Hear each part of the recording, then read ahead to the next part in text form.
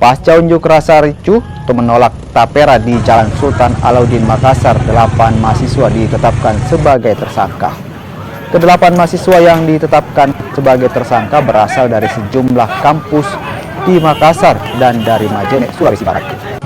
Mereka tergabung dalam Komite Aktivis Mahasiswa Rakyat Indonesia atau KAMRI. Dalam aksinya, pengunjuk rasa membakar ban bekas di tengah jalan dan menutup Jalan Sultan Alauddin serta menahan mobil kontainer karena tidak memiliki izin polisi. Akhirnya membubarkan aksi unjuk rasa. Satu polisi terluka di bagian kepala saat akan mengamankan salah satu pengunjuk rasa. Kedelapan tersangka dijerat Undang-Undang tentang Jalan dengan ancaman hukuman 9 tahun penjara. Sementara satu mahasiswa yang melawan petugas dikenakan pasal 351 dan 214 KUHP pidana.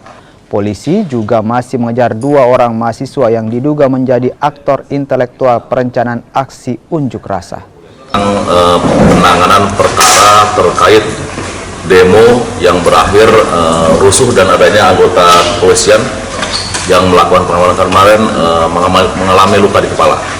Ya, jadi kemarin itu kita mengamankan 8 orang pelaku yang diduga terkait dengan kerusuhan kemarin secara langsung.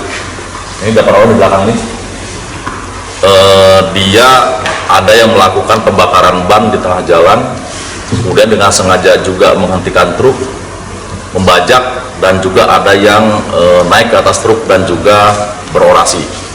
Dan juga ada yang itu yang melakukan perlawanan, yang menolak dan berontak ketika akan diamankan oleh anggota kepolisian, sehingga mengakibatkan salah satu anggota dari personel Polsek Rapocini mengalami luka di kepala.